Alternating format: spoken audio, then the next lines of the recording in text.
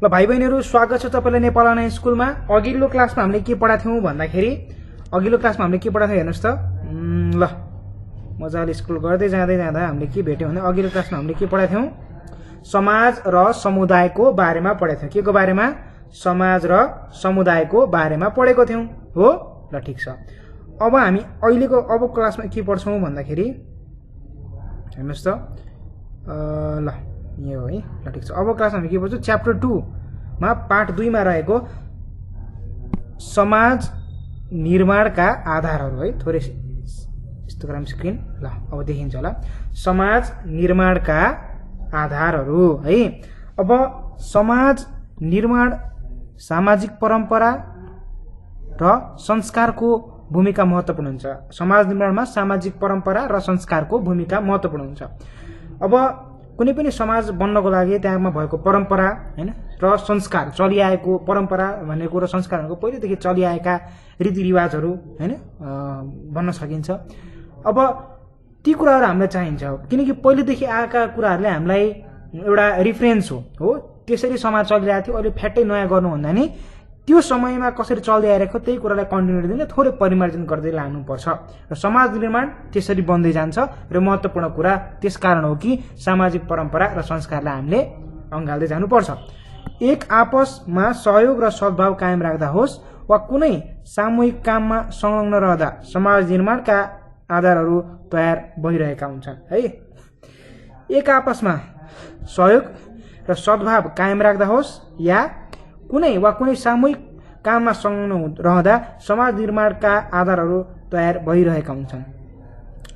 यदि हामीले एकअर्कालाई सहयोग गर्दै जाँदाखेरि सद्भाव गर्दै जाँदा मेलमिलाप गर्दै जाने भने र सामूहिक रूपमा काम गर्दै गयो भने हो समाज निर्माणका आधार तयार भइरहेका हुन्छन्। समाज निर्माण अगाडि बढ्दै गइरहेको हुन्छ, त्यसको आधारहरू बन्दै जान्छ। बल्ल हामी एकबद्ध भएर सहयोग गर्दै सद्भावनाका साथ अगाडि बढ्यो भने त्यस्तै विभिन्न आवश्यकता पूर्तिमा संलग्न रहँदा पनि यस्ता आधारहरू बनिरहेका हुन्छन्। त्यस्तै विभिन्न आवश्यकता पूर्तिमा संलग्न रहँदा पनि यस्ता आधारहरू बन्छ। समाज निर्माण के कारणले बन्दै हुँदै जान्छ भन्दा आवश्यकता अनुसार हो।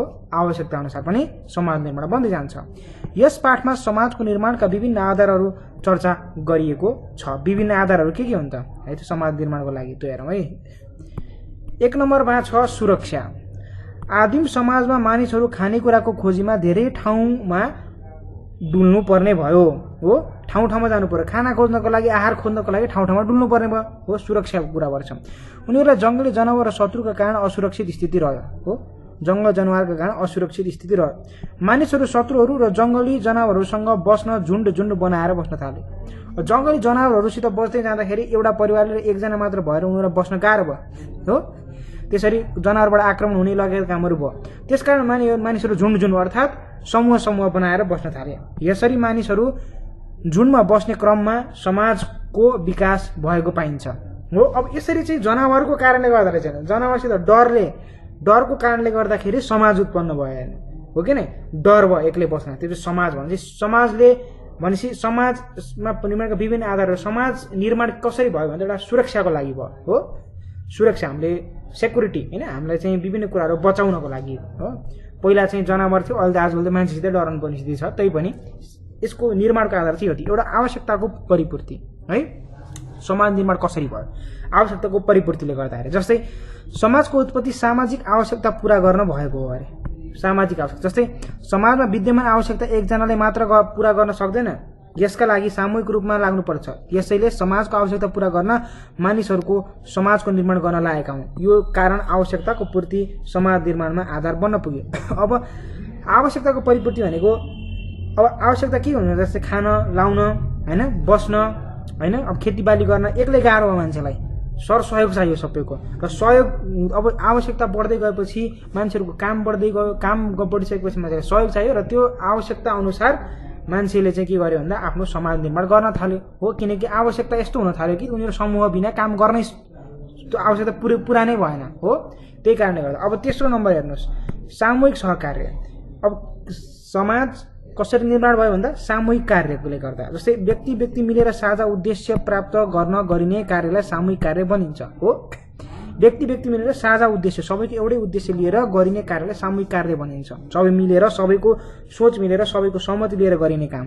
मानिसहरू विकास निर्माण कार्य गर्दा सामाजिक सांस्कृतिक चाडपर्व मनाउँदा सामूहिक रूपमा मनाउँछन् हो। मानिसहरूले चाडपर्व विकास निर्माणका कामहरू गर्दा सांस्कृतिक चाडपर्व मनाउँदा सामूहिक रूपमा मनाउँछन् अरे हो। सबै मिलेर चाहिँ मनाउने काम गर्छन् हो। समूहमा सबै मिले मानिसहरू भेला भएर एकअर्कालाई सहयोग गर्छन्। यसरी सामूहिक कार्यबाट पनि समाज विकासको आधार तयार भएको पाइन्छ। अब समाजको विकास भएको कसरी हुन्छ? विकासको आधार के भन्दा अब यसो छ, यसरी मान्छेहरू चाडपर्व सँगै मनाउन थाले हो। त्यसपछि कामहरू सँगै गर्न थाले। कामहरू सँगै गर्दै जाँदा यी कामहरूले उनीहरूलाई जुटायो र समाज बनायो। उनीहरू सँगसँगै बस्न थाले। त्यसपछि कामहरू यस्तो आयो उनीहरू सँगै मिलेर गर्नु पर्यो हैन। अब त्यो गर्दाखेरि सामूहिक रूपमा काम गर्दै जाँदा उनीहरू समाजको निर्माण गर्न पुगे हो। त्यसरी अब जिम्मेवारीले गर्दा समाज निर्माण भएको छ। कसरी हेरौँ है त। जिम्मेवारीले गर्दा समाज कसरी निर्माण? समाज बस्ने मानिसहरू बीच विभिन्न कामको जिम्मेवारीमा को बाँडफाँड गरिएको हुन्छ। समाजमा बस्ने मानिसहरू बीच विभिन्न कामको जिम्मेवारी बाँडफाँड गरिएको हुन्छ अरे हो। सबै काम एउटै व्यक्तिले गर्न सक्दैन हो। सबै काम एउटै मान्छेले गर्न सक्दैन हो कि नै। जस्तै कोही कार्पेन्टर हुनसक्छ, कोही डक्टर हो भने उसले इन्जिनियरिङ काम पनि गर्न सक्छ भन्ने हुँदैन। इन्जिनियर मान्छे अर्को हुन्छ हो।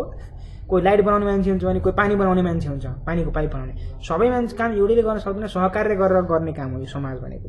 कसैले लुगा सिउने, कसैले जुत्ता सिलाउने, कसैले फलामको काम गर्ने जस्ता पेसा अपनाएका हुन्छन्। यी जिम्मेवारी पूरा गर्न विभिन्न पेसा भएका व्यक्तिहरू एउटै ठाउँमा बसोबास गर्छन्। अब सबै कुरा आफैले गर्न नसकेपछि मान्छेहरूको आफ्नो आफ्नो क्षमता हुन्छ। क्षमता अनुसार उनीहरूले आफ्नो पेसा बनाउँछन् र सबै मान्छे चाहिने हुँदाखेरि हो। घरमा काठ जस्तै अब तपाईँ कुनै जङ्गलमा गएर बस्नु भयो भने तपाईँले खाट पनि आफै बनाउनु पर्यो, तपाईँले घर पनि आफै बनाउनु पर्यो हो कि होइन।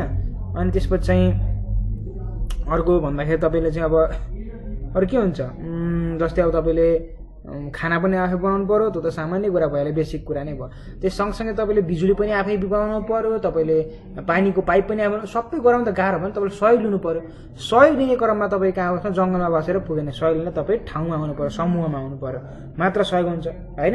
बिरामी भयो अस्पताल, तपाईँ आफै बिरामी नै आफै जाँचेर हुन्छ त हुँदैन नि भनेपछि त्यो अब त्यसको जिम्मेवारी कसले लिएको छ? डक्टरले। भनेपछि त्यो जिम्मेवारी डक्टरले कसो भन्छ, डक्टरको नजिक जानु पर्यो। पाइप बनाउने मान्छे पाइप गर्ने डक्टर मिसिकहरूमा जानु पर्यो हो। यसरी चाहिँ जो जिम्मेवारी लिएका मान्छेहरू छन् त्यो मान्छेहरू एक ठाउँ बसे होइन। हरेक मान्छे फरक फरक जिम्मेवारी मान्छे एक ठाउँ बसे सहजताको निम्ति, सुविधाको निम्ति। त्यस कारणले गर्दा समाज निर्माण भयो। यसरी नै भाषा, संस्कृति, रहनसहन आदिमा समानता कायम भई समाज बन्दछ हो। त्यसैले जिम्मेवारी पनि समाज निर्माणको आधार हो। हरेक मान्छेको फरक फरक जिम्मेवारी हुन्छ। त्यो जिम्मेवारीले सबैलाई जोडेको हुन्छ हो। अब 5औं नम्बरमा हेर्नुहोस्, सहयोग र सद्भाव। समाज हुनका लागि सदस्यहरू बीच आपसी सहयोग आवश्यक पर्छ हो। समाज हुनका लागि सदस्यहरू बीच आपसी सहयोग हुन आवश्यक पर्छ। सहयोग र सद्भाव। अब हरेक मान्छेलाई सहयोग चाहिन्छ। बिरामी पर्यो सहयोग चाहियो, हस्पिटललाई केही गर्यो, कोही मान्छे मर्यो हो, त्यो कुराको अन्त्येष्टि गर्नको लागि फन्ड्रेलहरूमा पनि हो। अब के चाहियो? सहयोग चाहियो। सद्भाव, दुःख पर्दा सद्भाव चाहियो, सम्झाउने मान्छे चाहियो।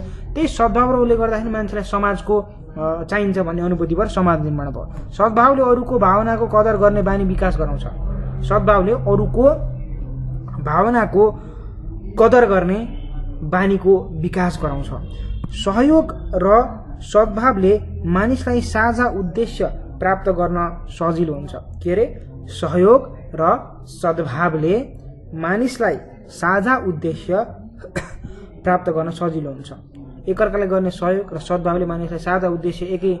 मान्छेहरूको सहयोग र सद्भाव भने तपाईँको सबैलाई सहयोग गर्नुभयो, कुनै मान्छे सहयोग गर्नुभयो भने तपाईँले कुनै कुरा सेयर गर्नुहोस्, कुनै कुरा भन्नुहोस्, उसले होमा हो मिलाउन थाल्छ। भनेपछि सहयोग र सद्भावले एकबद्धता ल्याउँछ कुनै पनि विचार होइन, काममा एउटा कुरा भनेको छ।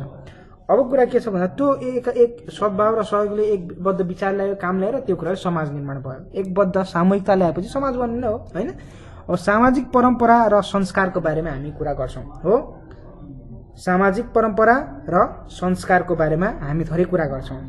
परम्परा भन्नाले पहिलेदेखि नै चलिआएको रीति स्थिति संस्कार र चालचलन भन्ने बुझिन्छ। त मैले तपाईँलाई अगाडि भने सामाजिक परम्परा र संस्कार मानिसहरूले जीवनयापन गर्ने क्रम यस्ता चालचलन संस्कारहरू विकास भएको पाइन्छ। जीवनयापन जिउँदै गर्दा संस्कार चालचलन आएको अरे। यी परम्परा र संस्कारहरू सामाजिक उद्देश्य वा आवश्यकता पूरा गर्न विकास गरिएको हुन्छन्। त्यसैले सामाजिक परम्परा र संस्कार समाजको निर्माणको महत्त्वपूर्ण आधारहरू हुन् गरे। त्यसैले सामाजिक परम्परा र संस्कार समाज निर्माणका महत्त्वपूर्ण आधारहरू हुन् हो। यो सामाजिक परम्परा र संस्कार पहिलेदेखि चल्दै आएका हुन् र त्यो कुराले पनि हामीलाई जोड्दै आइरहेको छ। परम्परा एकैचोटि सँगै मिलेर मनाउँछौँ, चाडपर्व भयो सँगै मिल्छौँ, दसैँ भयो सबै आफ्नो घर ठाउँका टोलका मान्छेहरू मिल्छौँ होइन, या आफ्नो रिलेटिभ आफ्नो चाहिँ नातेदारहरू जम्मा हुन्छौँ। होली आयो सबै छरछिमेक मिलेर मनाउँछौँ हो, चाडपर्व आयो मेला आयो, यो कुराले हामीलाई जोडिरहेको छ। समाज भन्न एउटा परम्परा र संस्कारले ठुलो भूमिका पनि खेलिआएको छ। अब रुचिको कुरा गरौँ। के रुचिको समाज निर्माणको अर्को महत्त्वपूर्ण आधार हो रुचि, अर्थात् रुचि पनि हो। समान रुचि भएका मानिसहरू एक ठाउँमा बस्न, विचार व्यवहार आदि परस्पर साटासाट गर्न थाले।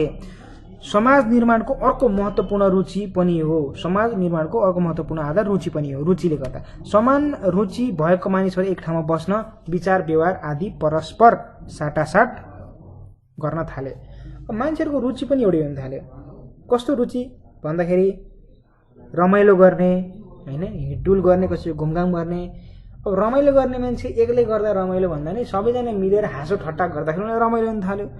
डुल्ने मान्छेहरूलाई के भयो, एक्लै डुल्नुभन्दा सँगै डुल्न पनि सजिलो भयो, रमाइलो पनि भयो, ख्याल ठट्टा गर्दै घुम्दै सुरक्षा पनि भयो।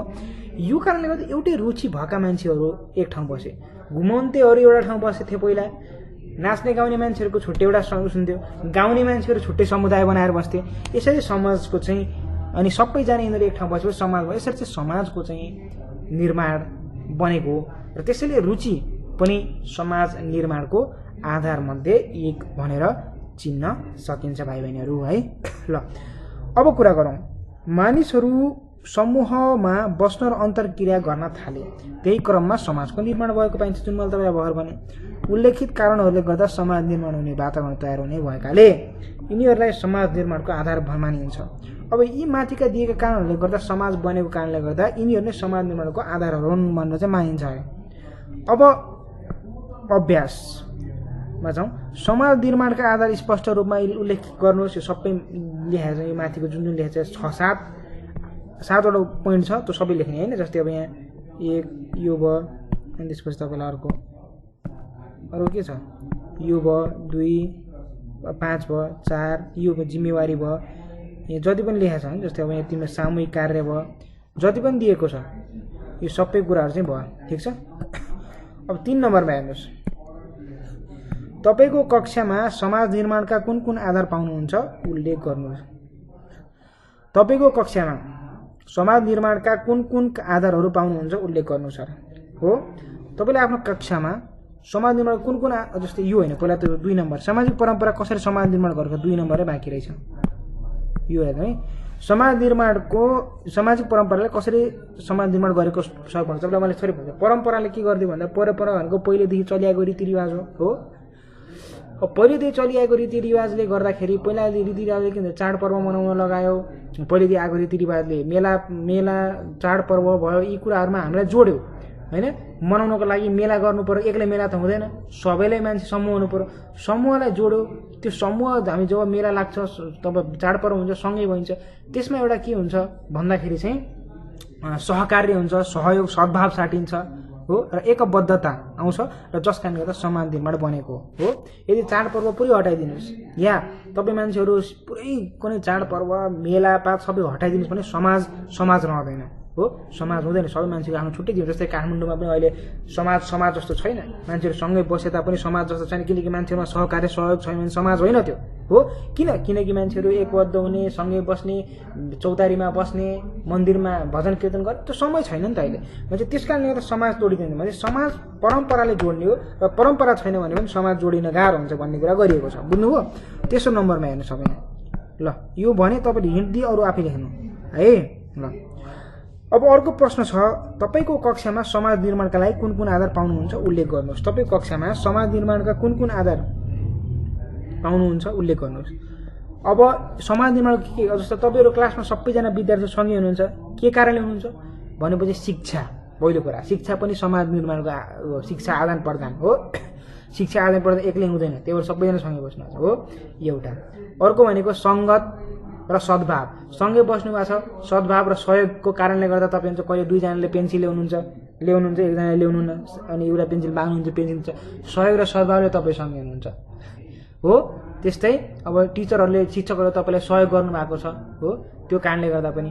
अब अरू कुरा भनेको स्कुलमा किन भन्दाखेरि सुरक्षा। अब अगाडि स्कुलमा गार्ड पनि हुनुहुन्छ, त्यस कारणले अब अभिभावक पनि ढुक्क हुनुभयो स्कुल पढाएपछि विद्यार्थीहरू सुरक्षित भए आफ्नो छोराछोरी सुरक्षित छन् भनेर।